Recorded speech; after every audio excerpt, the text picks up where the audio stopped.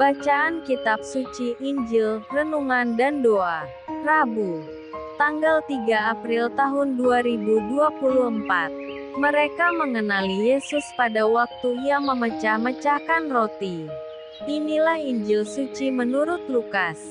Bab 24 ayat 13-35. Pada hari Sabat sesudah Yesus dimakamkan, dua orang dari murid-murid Yesus pergi ke sebuah kampung bernama Emmaus, yang terletak kira-kira 7 mil jauhnya dari Yerusalem. Dan mereka bercakap-cakap tentang segala sesuatu yang telah terjadi. Ketika mereka sedang bercakap-cakap dan bertukar pikiran, datanglah Yesus sendiri mendekati mereka, lalu berjalan bersama-sama dengan mereka. Tetapi ada sesuatu yang menghalangi mata mereka, sehingga mereka tidak dapat mengenal Dia. Yesus berkata kepada mereka, "Apakah yang kamu percakapkan sementara kamu berjalan?" Maka berhentilah mereka dengan muka muram. Seorang dari mereka, namanya Kleopas, menjawabnya, "Adakah engkau satu-satunya orang asing di Yerusalem yang tidak tahu apa yang terjadi di situ pada hari-hari belakangan ini?" Katanya kepada mereka, "Apakah itu?" Jawab mereka, "Apa yang terjadi dengan Yesus orang Nazaret? Dia adalah seorang nabi, yang berkuasa dalam pekerjaan dan perkataan di hadapan Allah dan di depan seluruh bangsa kami. Tetapi imam-imam kepala dan pemimpin-pemimpin kami telah menyerahkan Dia untuk dihukum mati dan mereka telah menyalibkannya. Padahal kami dahulu mengharapkan bahwa Dialah yang datang untuk membebaskan bangsa Israel. Tetapi sementara itu telah lewat 3 hari sejak semuanya itu terjadi. Tetapi beberapa perempuan dari kalangan kami telah mengejutkan kami. Pagi-pagi buta mereka telah pergi ke kubur dan tidak menemukan mayatnya. Lalu mereka datang dengan berita bahwa telah kelihatan kepada mereka malaikat-malaikat yang mengatakan bahwa Ia hidup.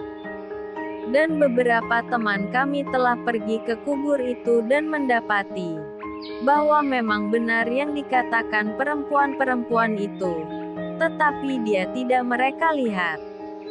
Lalu Ia berkata kepada mereka, "Hai kamu orang bodoh, betapa lambannya hatimu, sehingga kamu tidak percaya segala sesuatu yang telah dikatakan para nabi. Bukankah Mesias harus menderita semuanya itu untuk masuk ke dalam kemuliaannya?" Lalu Ia menjelaskan kepada mereka apa yang tertulis tentang Dia dalam seluruh kitab suci, mulai dari kitab-kitab Musa dan segala kitab nabi-nabi. Mereka mendekati kampung yang mereka tuju. Lalu Ia berbuat seolah-olah hendak meneruskan perjalanannya.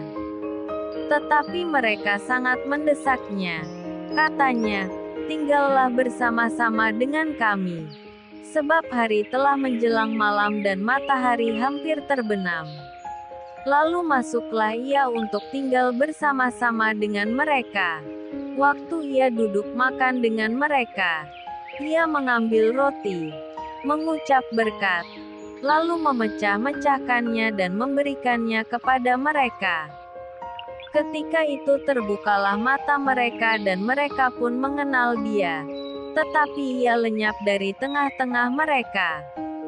Kata mereka seorang kepada yang lain, "Bukankah hati kita berkobar-kobar ketika Ia berbicara dengan kita di tengah jalan dan ketika Ia menerangkan kitab suci kepada kita?" Lalu bangunlah mereka dan terus kembali ke Yerusalem. Di situ mereka mendapati ke-11 murid itu. Mereka sedang berkumpul bersama-sama dengan teman-teman mereka. Kata mereka itu, "Sesungguhnya Tuhan telah bangkit dan telah menampakkan diri kepada Simon." Lalu kedua orang itu pun menceritakan apa yang terjadi di tengah jalan dan bagaimana mereka mengenal Dia pada waktu Ia memecah-mecahkan roti. Demikianlah sabda Tuhan. Shalom. Mereka mengenali Yesus pada waktu Ia memecah-mecahkan roti. Injil hari ini, Lukas bab 24 ayat 13-35, perihal Yesus menampakkan diri di jalan ke Emmaus. Kebangkitan Yesus dari mati, semakin mendapat peneguhan dalam pengalaman perjumpaan dua murid yang menuju Emmaus. Kubur kosong, tidak menjadi bukti otentik tentang Yesus yang bangkit. Perjumpaan para murid dengan Yesus yang bangkitlah, yang menjadi bukti-bukti otentik, bahwa Yesus yang disalibkan dan dimakamkan, sekarang telah bangkit.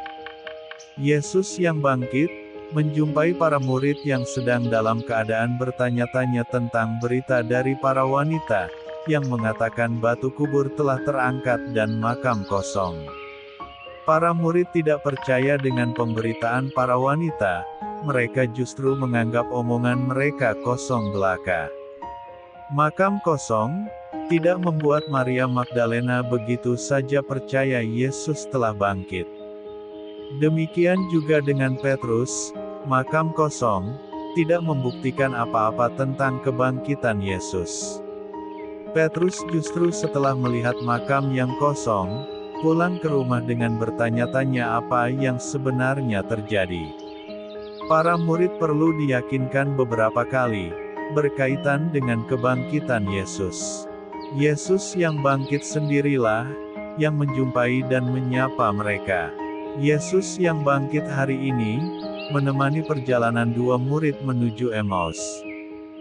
Dua murid yang menuju ke Emmaus, menunjukkan secara jelas, bahwa memang para murid sedang dalam kondisi tercerai-berai, mereka bubar setelah peristiwa salib. Para murid kembali pada rutinitas, dan kegiatan lama mereka. Dengan kata lain, mereka kembali ke kehidupan lama. Para murid belum mengalami kebangkitan, sehingga mereka seperti kehilangan harapan akan masa depan. Para murid yang menuju Emmaus, dengan kondisi kecewa dan bingung, ditemani oleh Yesus sepanjang perjalanan mereka. Bahkan Yesus juga menuntun pengalaman mereka akan kitab suci. Yesus mengarahkan hati dan pemikiran mereka, berkaitan dengan Mesias yang bangkit dari kubur. Tetapi seperti yang terjadi, mereka tidak segera mengerti, mereka tidak segera menyadari, bahwa Yesuslah yang berbicara, mengajar, dan menuntun mereka. Yesuslah yang menyertai perjalanan mereka sampai ke Emmaus. Apa yang menyadarkan mereka? Pemecahan roti dan ucapan terima kasih atas roti itu.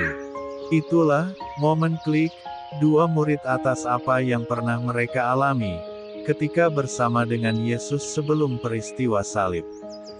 Saat mereka mengalami momen mengklik itu, mereka mengingat semuanya, mata mereka terbuka, hati mereka berdebar-debar, jiwa mereka bersemi. Saat itu juga mereka menyadari kehadiran Yesus. Mereka juga menyadari bahwa perjalanan mereka sudah dituntun oleh Yesus yang bangkit. Mereka menjadi percaya akan berita kebangkitan Yesus, karena mereka mengalami sendiri perjumpaan dengan Yesus.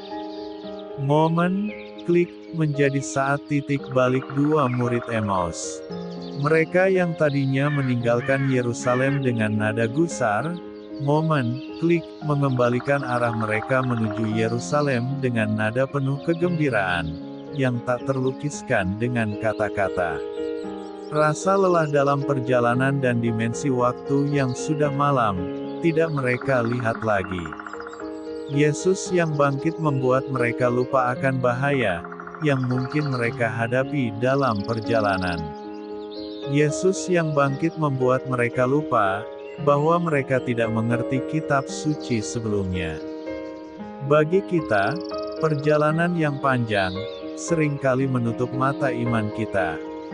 Seperti dua murid Emmaus, Tidak jarang kita merasakan apa yang selama ini kita perjuangkan, nampaknya sia-sia, tidak ada buahnya, tidak ada hasilnya.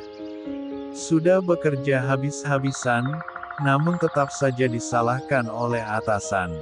Sudah menjadi orang Kristen selama berpuluh-puluh tahun, namun hidup tetap dimulai dari awal saja. Sia-sialah semuanya. Kita perlu menemukan momen klik untuk dapat kembali ke Yerusalem seperti dua murid Emmaus. Masing-masing dari kita pasti mempunyai momen itu, hanya saja mungkin setiap orang berbeda. Maria Magdalena mempunyai momen klik ketika disapa dengan khas, murid yang lain mempunyai momen itu ketika melihat kain kafan berada. Ia melihat dan percaya. Paulus mempunyai pengalaman cahaya yang membutakan. Masing-masing mempunyainya. Mari kita mohon rahmat Tuhan, agar kita juga mempunyai momen istimewa itu, sehingga kita berani kembali ke Yerusalem dengan berkobar-kobar seperti dua murid. Semoga pengalaman bersama Yesus yang bangkit selalu membarui hidup kita. Marilah berdoa, ya Tuhan, bantulah kami masing-masing, untuk seperti dua murid Emmaus yang kembali ke Yerusalem dengan berkobar-kobar, karena iman mereka. Semoga kami mampu membarui hidup dan perjuangan kami karena kami yakin dan percaya akan karunia penyelamatan yang Engkau berikan kepada kami. Semoga kami tidak takut untuk membawa kabar gembira dalam kehidupan kami. Amin. Tuhan Yesus memberkati. RHPE Channel.